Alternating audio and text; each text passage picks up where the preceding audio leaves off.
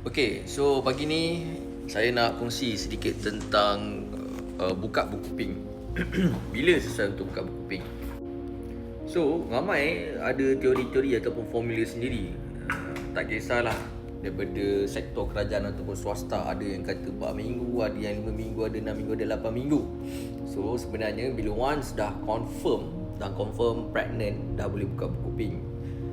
Pentingnya benda ni sebab bila kita tak terima, kita tu tak kisahlah doktor ataupun para nurses ataupun para jururawat yang in charge untuk bahagian pregnancy ni, dia jadi isu bila terlepas patient tu, kita tak saring betul-betul, kita tak saring dia.